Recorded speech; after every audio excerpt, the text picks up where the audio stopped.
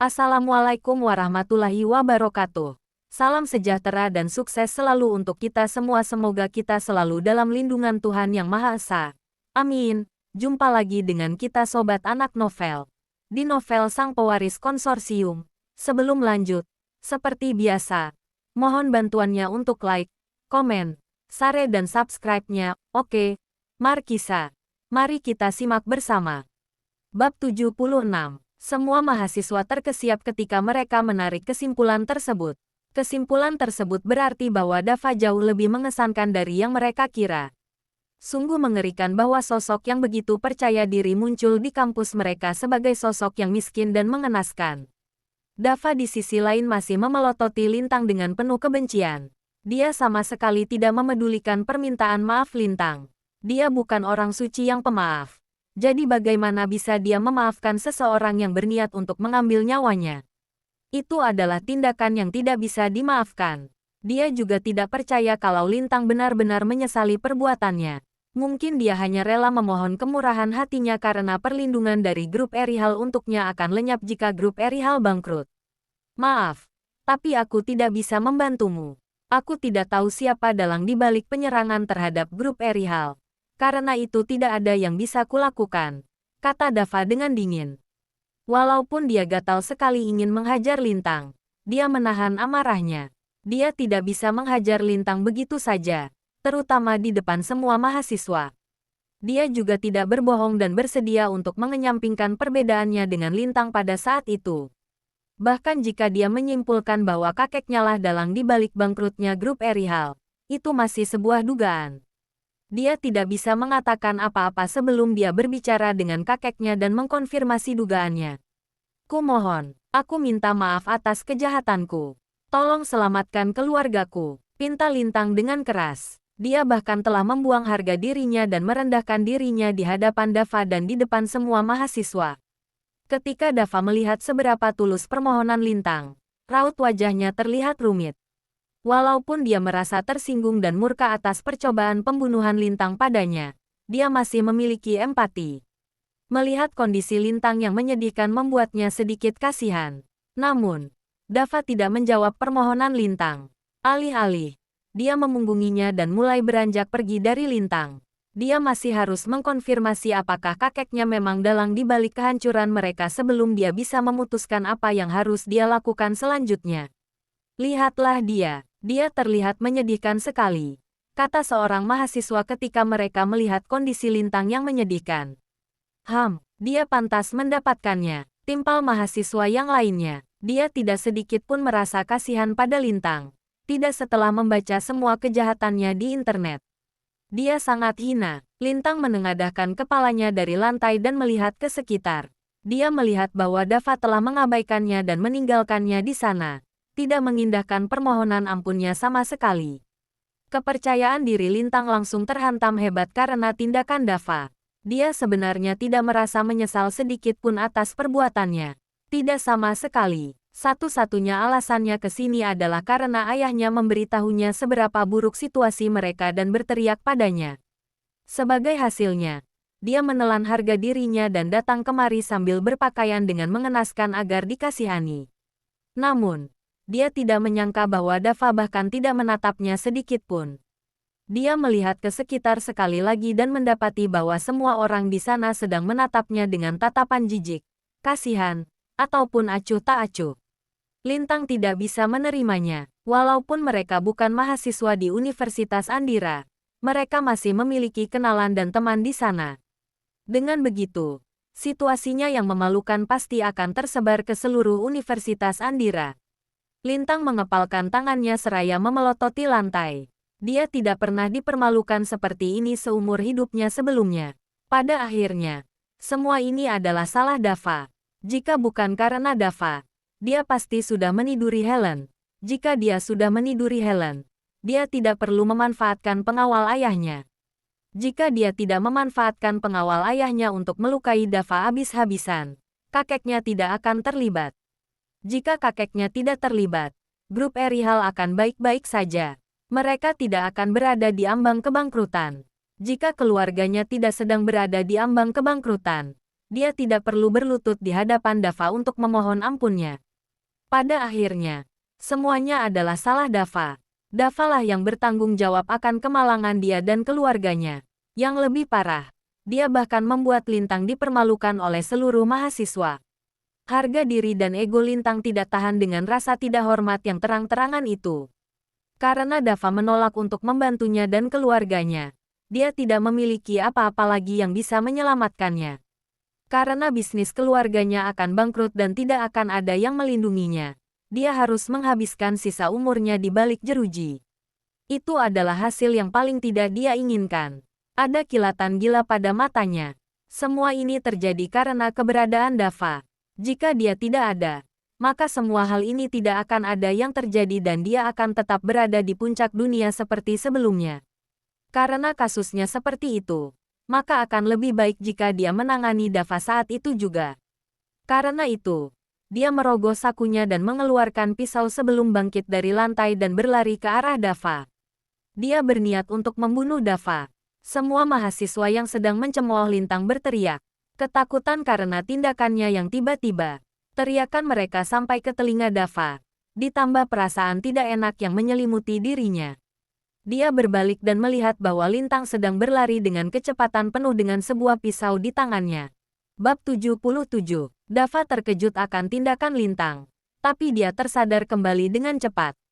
Setelah meminum cairan emas itu, dia menerima peningkatan yang luar biasa pada atribut fisiknya dan kekuatan tarungnya pun meningkat drastis.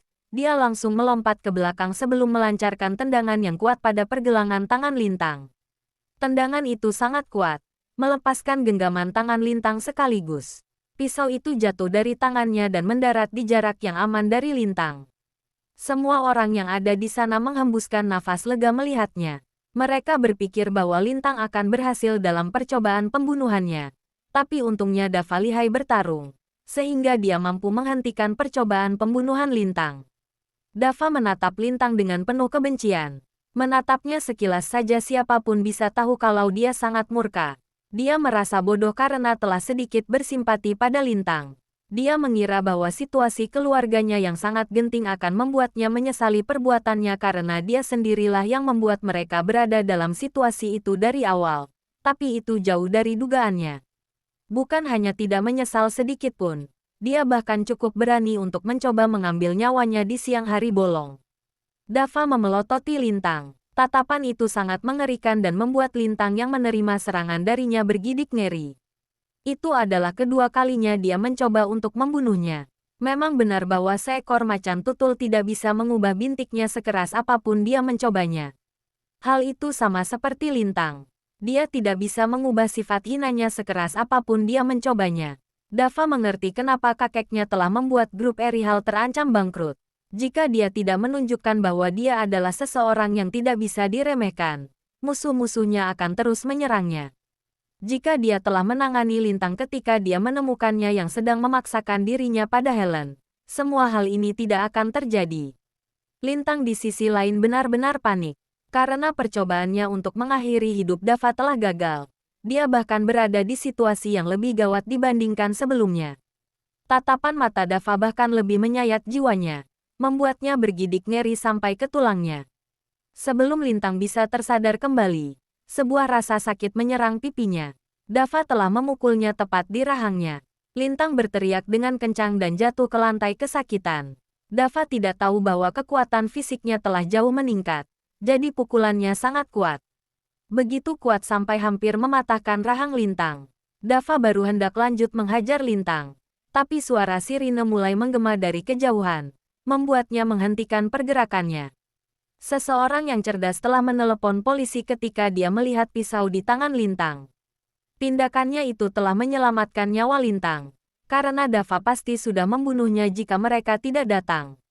Lebih dari 3 mobil polisi tiba di tempat kejadian, membuat sebuah keributan.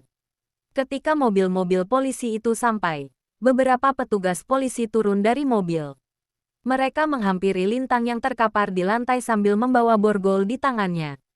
Tuan Lintang Erihal, Anda ditangkap karena percobaan pembunuhan pada Tuan Dava Halim. Hal ini diperlukan untuk memungkinkan penyelidikan yang cepat dan efektif atas pelanggaran ini dan untuk mencegah pelarian. Anda berhak untuk tetap diam. Apapun yang Anda katakan dapat dan akan digunakan untuk merugikan Anda di pengadilan. Kata polisi itu sambil memborgol Lintang.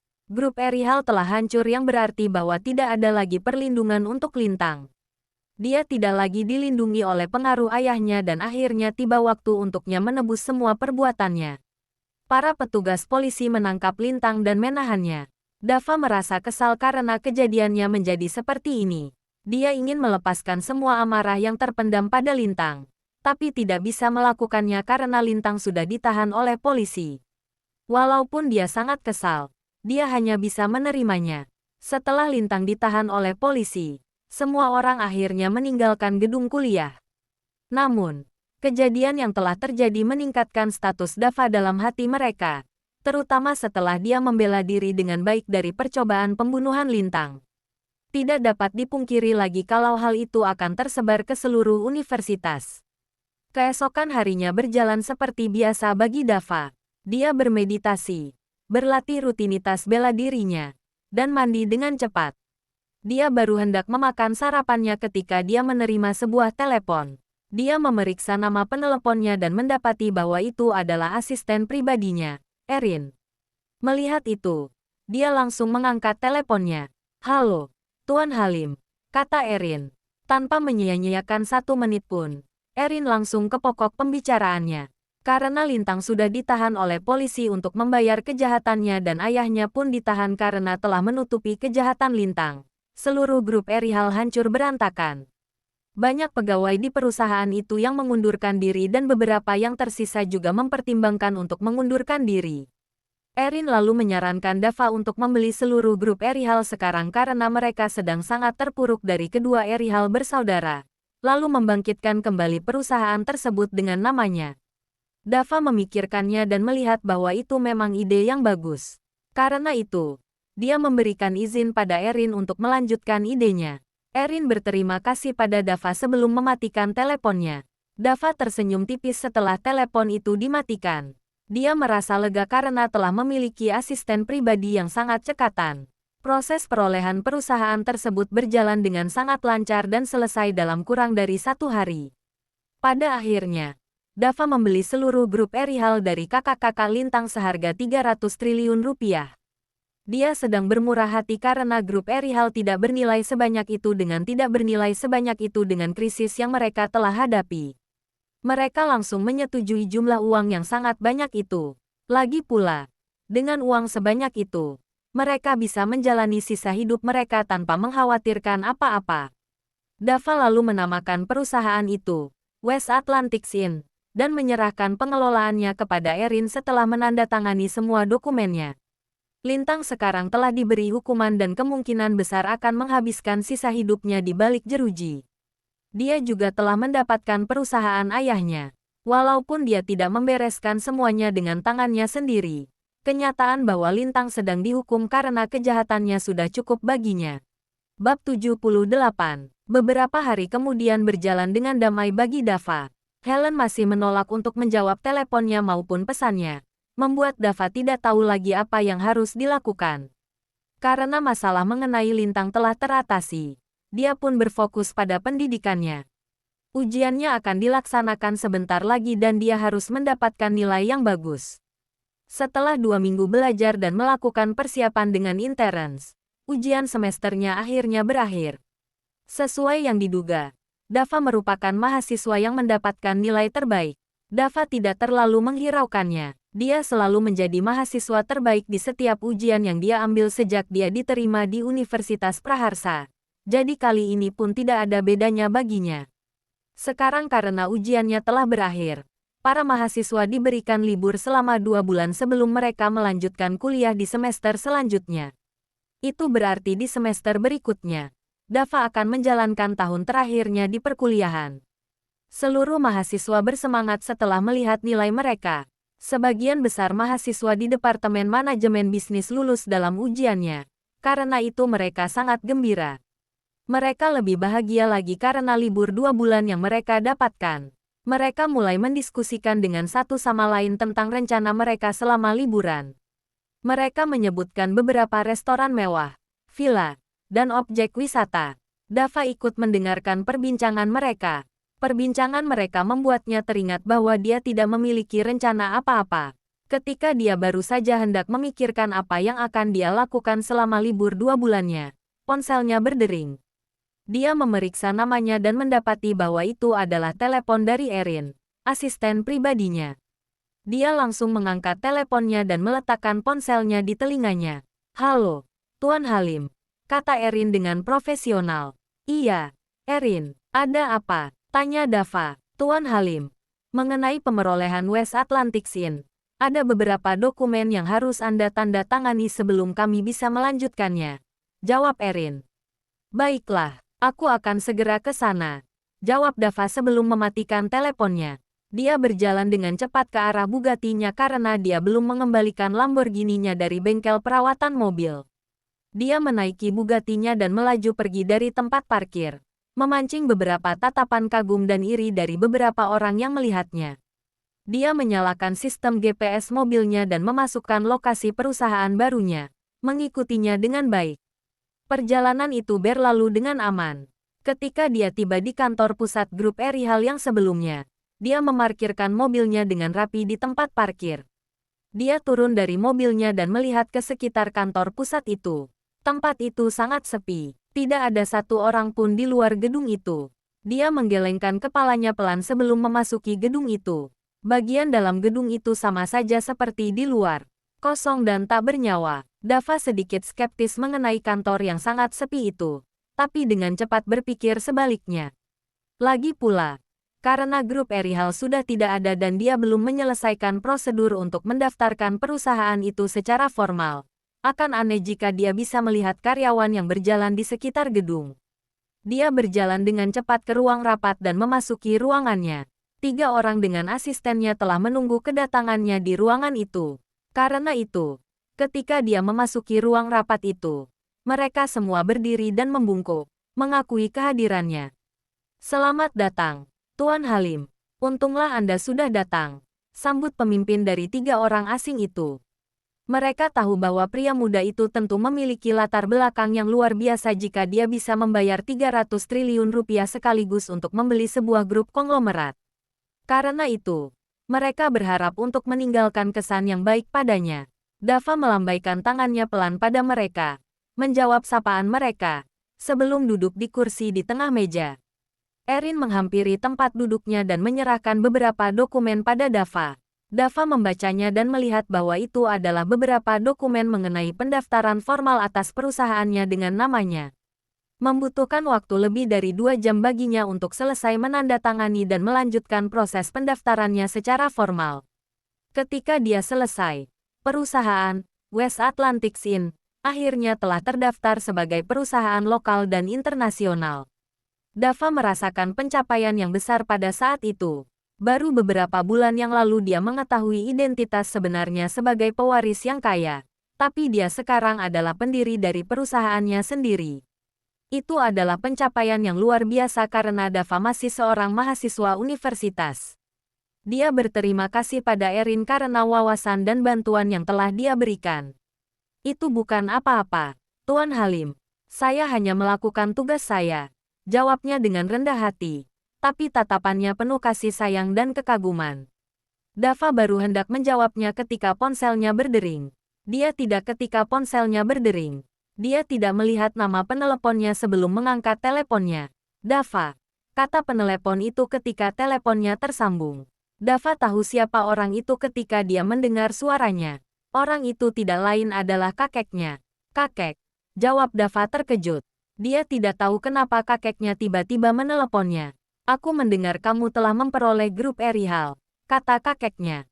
Dava sedikit terkejut mendengar itu. Belum lama sejak dia membeli grup itu dan transaksinya dilakukan secara sederhana, tapi beritanya sudah sampai ke kakeknya.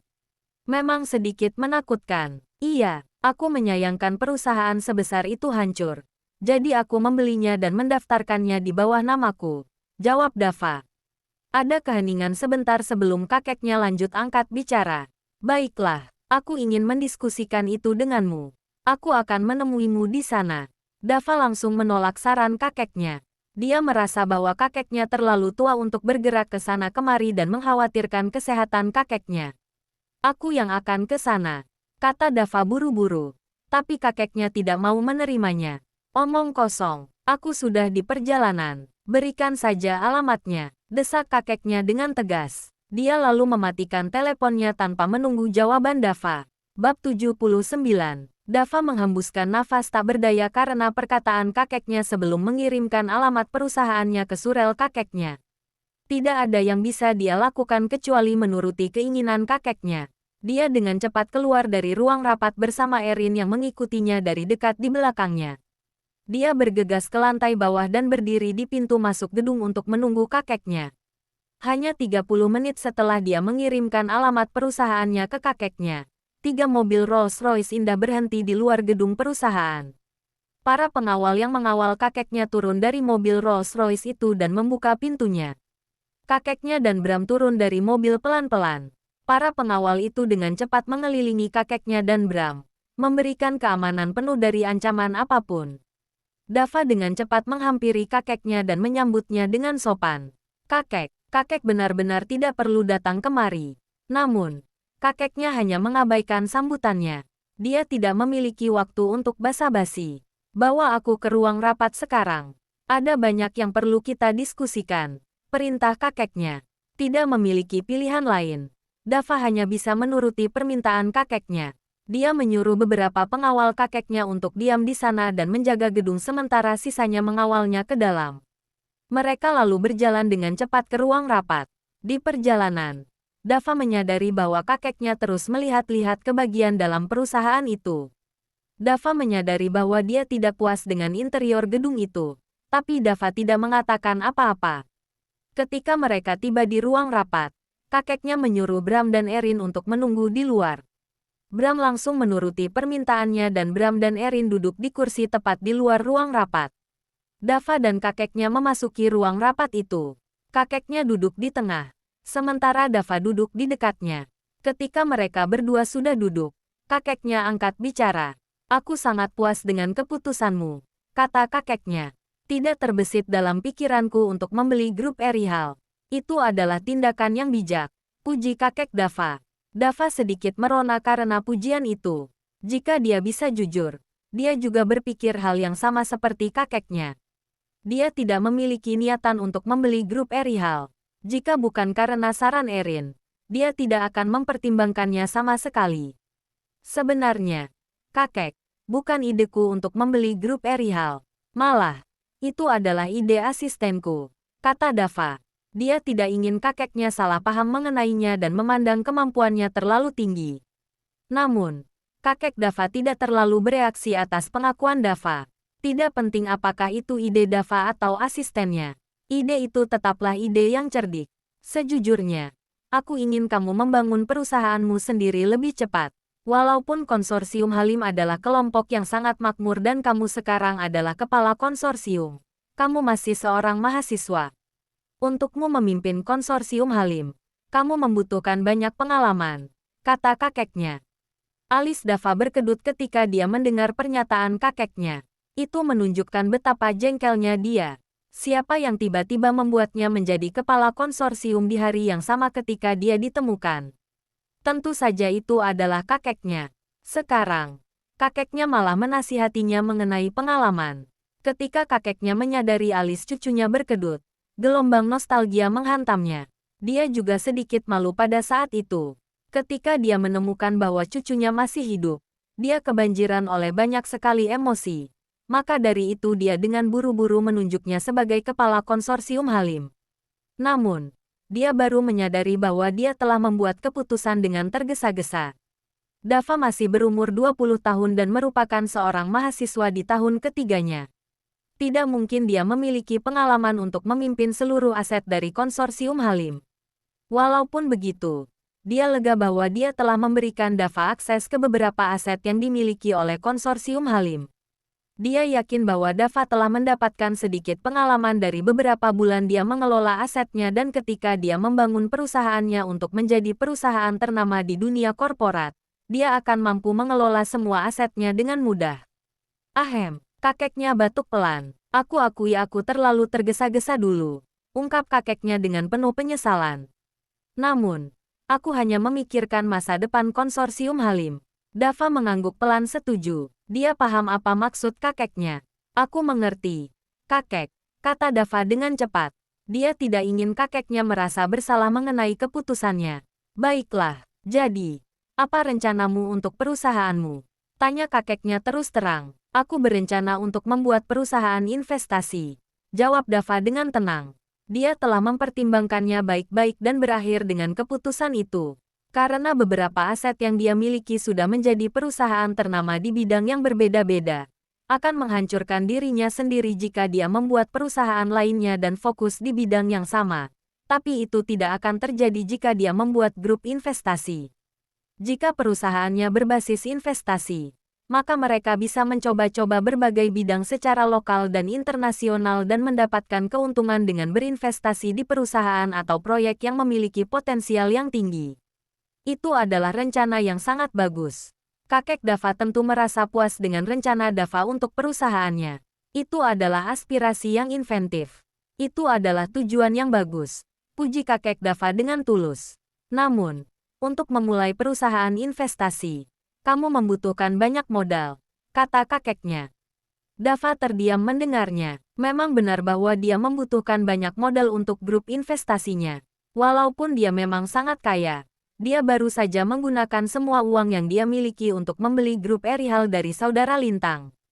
Karena itu, dia tidak memiliki lebih dari belasan juta rupiah saat ini. Kakeknya tentu tahu situasinya. Karena itu dia angkat bicara. Jangan mengkhawatirkan modalnya. Aku akan memberimu uang untuk modalnya, kata kakeknya acuh tak acuh. Dava merasa bahagia mendengar perkataan kakeknya. Tapi sebelum dia bisa merayakan kemenangan kecilnya, perkataan kakeknya memotong kegembiraannya. Bab 80. Aku hanya bisa memberimu modal untuk memulai perusahaanmu dengan satu syarat, ucap kakek Dava dengan berwibawa. Dava menelan ludahnya, tapi mempersiapkan dirinya untuk menanyakan syaratnya. Apa syaratnya? Kakek, tanya Dava. Kamu harus menghasilkan keuntungan 5 kali lipat dari modal awal yang aku berikan padamu dalam 1 tahun. Jawab kakeknya dengan tegas. Mata Dava membelalak terkejut mendengar syarat kakeknya. Dia harus menghasilkan keuntungan 5 kali lipat dari modal awalnya dalam 1 tahun. Itu adalah syarat yang sangat berat, terutama baginya. Dava hanya memiliki sedikit pengalaman yang hanya didapatkan dari mengelola beberapa aset seperti PT Nix dan beberapa bisnis lainnya dalam beberapa bulan. Dengan itu pun, dia belum membuat keuntungan 5 kali lipat dari yang biasanya mereka hasilkan. Dava merasa tidak nyaman pada saat itu, tapi dia memaksakan dirinya untuk tetap tenang. Dia belum tahu seberapa banyak modal yang akan diberikan oleh kakeknya. Dia berharap bahwa jumlahnya tidak akan terlalu besar. Jika iya, tidak mungkin baginya bisa mendapatkan keuntungan 5 kali lipat lebih besar dalam 1 tahun. Seraya Dava mulai melihat adanya sebuah harapan. Perkataan kakeknya selanjutnya menghancurkan harapannya itu lagi. Aku akan memberimu 750 triliun rupiah sebagai modal, yang berarti tahun depan kamu harus mendapatkan keuntungan sebesar 3,75 kuadriliun rupiah, kata kakeknya. Mata Dava membelalak begitu lebar mendengar pernyataan itu. 750 triliun rupiah. Itu berbanding terbalik dengan apa yang dia kira. Dia mengira bahwa kakeknya akan memberikannya modal sekitar 15-30 triliun rupiah. Dengan begitu, dia harus mendapatkan keuntungan sebesar 75-150 triliun rupiah. Namun, ini jauh sekali dari apa yang dia bayangkan karena kakeknya telah memberinya 10 kali lipat dari jumlah yang dia bayangkan. Dava merasa bingung, tapi sebelum dia bisa berpikir lebih lanjut mengenai situasinya, kakeknya tiba-tiba berdiri. Aku juga akan mengirimkan tim yang sangat profesional untuk merenovasi gedung ini supaya terlihat lebih megah dan cocok sebagai perusahaan milik Halim. Kamu tidak perlu mengkhawatirkan hal ini. Itu saja. Aku akan pergi sekarang, kata kakek Dava sebelum meninggalkan ruang rapat, meninggalkan cucunya sendirian. Ketika dia melangkah keluar dari ruang rapat, Bram dan Erin langsung berdiri dan membungkuk dengan dalam kepadanya. Dia melambaikan tangannya pelan pada mereka dan memberi isyarat pada Bram untuk mengikutinya sebelum beranjak pergi dari gedung yang kosong itu. Seraya dia berjalan, dia memikirkan tindakannya terhadap kakeknya. Dia memang berpikir bahwa terlalu berlebihan baginya untuk meminta Dava yang tidak berpengalaman untuk mendapatkan keuntungan sebanyak itu hanya dalam 1 tahun. Tapi dia tahu bahwa dia tidak memiliki pilihan lain selain melakukannya. Dia tahu bahwa Dava masih tidak berpengalaman dalam urusan seperti ini dan cara apalagi yang lebih baik untuk membuat Dava mendapatkan pengalaman selain membuat tantangan baginya seperti itu. Jauhar yakin bahwa jika Dava bisa melakukan tantangan ini, dia akan jauh lebih kompeten dibandingkan saat ini. Dia menghela nafas tak berdaya seraya dia berjalan. Segera setelah dia melangkah keluar dari gedung itu, para pengawalnya bergegas untuk mengelilinginya. Tanpa mengatakan apa-apa, 3 mobil Rolls-Royce putih yang indah muncul dan melaju ke arah dia sedang berdiri. Seorang pengawal di sampingnya langsung bergegas untuk membuka pintu Rolls-Royce itu sambil membungkuk dengan dalam. Jauhar dan asistennya Bram memasuki mobil Rolls-Royce putih di tengah sebelum pengawal itu menutup pintunya. Beberapa detik kemudian, 3 Rolls-Royce putih yang indah itu melaju pergi. Pada saat itu, Erin sedang berada di dalam ruang rapat bersama Dava. Raut wajah Dava terlihat muram seraya dia menceritakan perbincangannya tadi dengan kakeknya kepada Erin. Dava merasa cemas pada saat itu. Uang sebanyak 3,75 kuadriliun rupiah itu bukan main-main. Dia menghembuskan nafasnya kebingungan. Sementara orang lain sibuk mencari uang untuk tetap hidup, Dava sibuk memikirkan bagaimana caranya menghabiskan uang sebanyak itu. Membutuhkan waktu cukup lama sebelum Erin akhirnya meyakinkan Dava untuk tidak terlalu mengkhawatirkannya. Tapi Dava akhirnya merasa yakin. Sisa pekan itu berjalan dengan cepat. Gedung kantor pusat grup Erihal telah dihancurkan dan dibangun ulang menjadi gedung yang sangat megah. Itu 2 kali lipat lebih megah dibandingkan sebelumnya. Dava tidak tahu kakeknya menghabiskan uang sebanyak apa untuk pembangunan ulang itu. Tapi Dava tahu bahwa kakeknya telah mengeluarkan jumlah uang yang sangat besar. Ketika renovasinya sedang berlangsung, Dava tidak diam saja. Malah sebaliknya, dia dan Erin meluangkan waktu mereka untuk menelusuri rincian beberapa orang yang sedang mencari pekerjaan, juga veteran berpengalaman di dunia korporat. Setelah tidak tidur selama beberapa hari, Dava akhirnya mendapatkan 40 karyawan baru untuk perusahaannya. Jumlah karyawannya seharusnya lebih dari itu, tapi sebagian besar dari mereka meragukan West Atlantic Inn. Lagi pula, itu adalah perusahaan yang baru dibangun tanpa latar belakang apapun. Siapapun pasti merasa ragu untuk meninggalkan perusahaan yang telah berkembang dan bekerja untuk perusahaan tanpa nama dan latar belakang. Dava tidak terlalu memikirkannya. Dia sangat percaya diri bahwa dengan waktu yang cukup, dia akan menarik perhatian bahkan karyawan yang paling berpengalaman pun. Dia masih memikirkan urusan bisnisnya ketika ponselnya berdering. Dia langsung mengangkat teleponnya, berpikir bahwa telepon itu berkaitan dengan urusan bisnisnya dan menjawab teleponnya tanpa memeriksa nama peneleponnya. Ketika dia mendengar suara peneleponnya, matanya membelalak terkejut. Telepon itu datang dari orang yang tidak dia duga. Wow, Babang jadi makin tajir. Dapat suntikan dana 750 triliun dari kakek Halim. Gimana ya cara Babang Dava ngabisin duit itu? Dan siapa ya kira-kira yang nelpon Babang Dava? Untuk tahu jawabannya tunggu terus update video-video terbaru kita. Sampai jumpa.